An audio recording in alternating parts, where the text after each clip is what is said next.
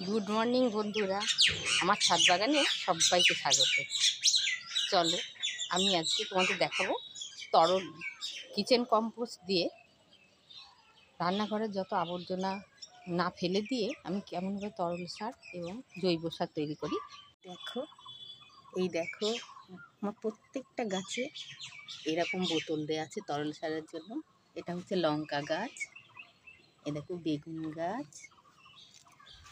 এ দেখো টমেটো গাছ, কত টমেটো ধরেছে। এইভাবে তরল সার দিয়ে আমাকে অতিরিক্ত সার দিতে হয় না, এতেই পুষ্টি হয়ে যায়। বসন্তের শেষ লগ্নে এসেও গাছ ভর্তি টমেটো। দেখো বন্ধুরা, এক একটা গাছে কত টমেটো, আগা থেকে গোড়া পর্যন্ত। এই দেখো কামরাঙা গাছেও দিয়ে রেখেছি, এভাবে তরল সার তৈরি হচ্ছে। 10 দিন পরে এর বোতলের মধ্যে জল দেব, সেই তরল সার তখন বেরিয়ে এসে গাছের গোড়ায় গোড়ায় পৌঁছাবে। প্রত্যেকটা গাছে দেওয়া আছে আমার এরকম।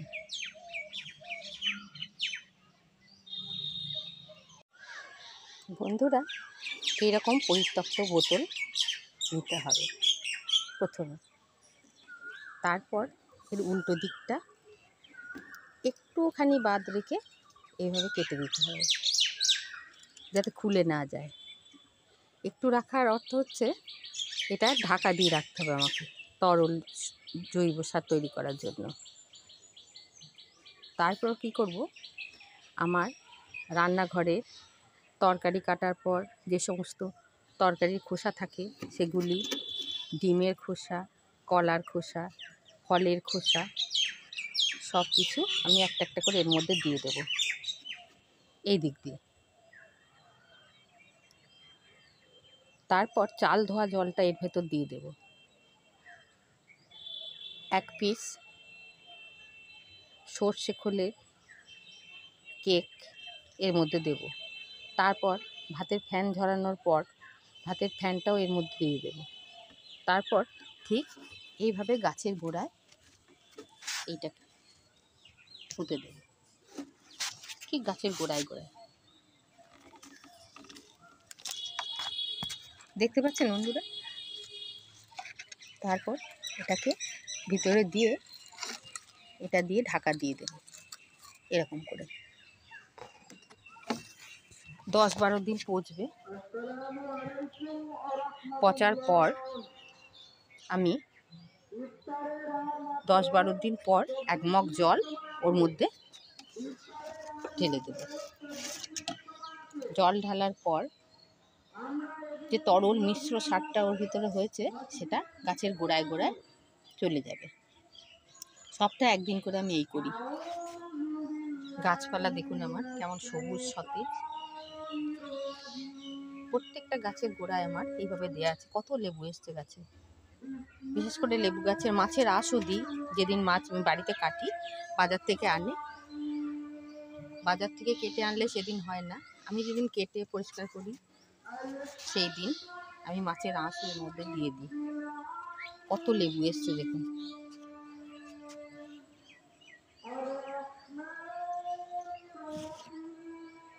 আমি কিচ্ছু ফেলি না, ওই বোতলের মধ্যে দিয়ে দিই, পুরো কিচেন কম্পোস্ট হয়ে যায়। এই দেখুন আমার এখানে 9 রকমের লেবু রয়েছে, 9 রকম প্রজাতির লেবু। প্রত্যেকটা গাছের গোড়ায় আমার এইভাবে বোতল দেওয়া আছে এবং তরল জৈব সার তৈরি হচ্ছে।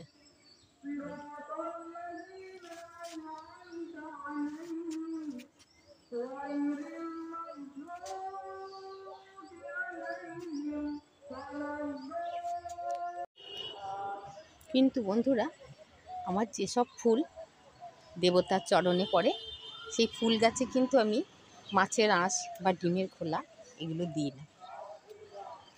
কারণ আমাদের হিন্দু মতে আছে আমিষ জাতীয় কিছু দিয়ে সেই ফুল নিয়ে দেবতাদের চরণে দেওয়া যায় না।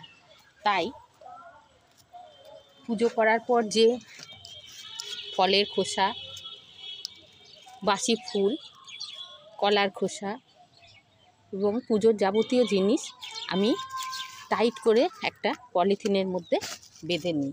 কারণ এই পলিথিন যেখানে সেখানে ফেললে পচনও ধরবে না, বৃষ্টির জলে পচবেও না। টাইট করে বেঁধে নিয়ে তলায় ফুটো করে দিয়েছি। এর ভেতরেই পচন ধরবে। আর যদি কাঁচা এগুলো দিই ফাঙ্গিসাইড হয়ে আমার এই ফুল গাছের গোড়া সব পচে যাবে। এটা নীলঘণ্টা ফুল, এখনও ফুল আসেনি। কাটাই ছাটাইয়ের পর প্রুনিং করেছি, সবুজ পাতায় পাতায় ভরে গেছে। এগুলো করবী গাছ, প্রুনিং করা। সব গাছের গোড়ায় গোড়ায় আমি ঠাকুরের ফুলগুলি, পুজো করা ফুল, কলার খোসা, ফলের খোসা, কলার খোসা, এগুলি আমি, এটা আমার হাসনুহানা গাছ। এই যে পরপর সব জবা গাছ রয়েছে, আমি ওইগুলি দিয়ে থাকি। কোনো কিছুই ফেলি না। আমার বাড়িতে তৈরি একটি জৈব সার, গাছের কোনো ক্ষতি করবে না, এইভাবেই দিয়ে থাকি। আর একটা পদ্ধতি আমি অবলম্বন করেছি। এই যে বড় টবের মাটি কিছুটা গর্ত করে নিয়ে আমি সারাদিনের পরিত্যক্ত জিনিস রান্নাঘরে সেগুলো গর্তের মধ্যে দিয়ে দিই। এইভাবে দিয়ে দিই, যেখানে গাছ বসিয়েছি তার থেকে একটু দূরে।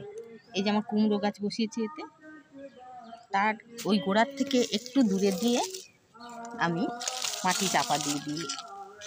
তাহলে ফাঙ্গাসের ভয় হবে না। কিছুটা এর সঙ্গে নিম পাতাও দিয়ে দিই আমি। নিম পাতাটা দিলে নিম খোলের কাজ করবে। তারপর এইভাবে মাটি ঢাকা দিয়ে দিয়েছি।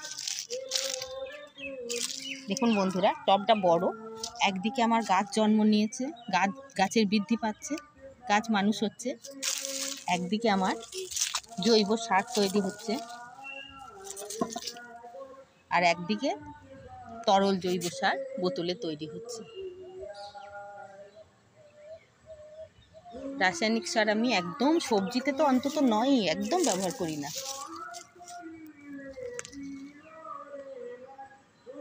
বন্ধুরা, আমি এইভাবে ঘরোয়া জিনিস দিয়ে সার তৈরি করে আমার ছাদ বাগানকে গড়ে তুলেছি।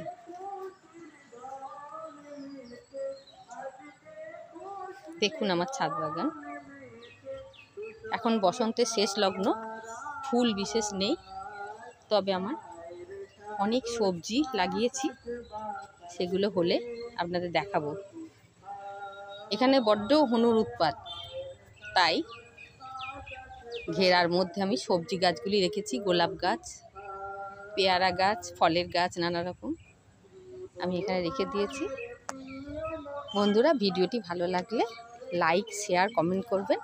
আর অবশ্যই আমার পাশে থাকার জন্য চ্যানেলটাকে সাবস্ক্রাইব করে দেবেন। নমস্কার, ধন্যবাদ।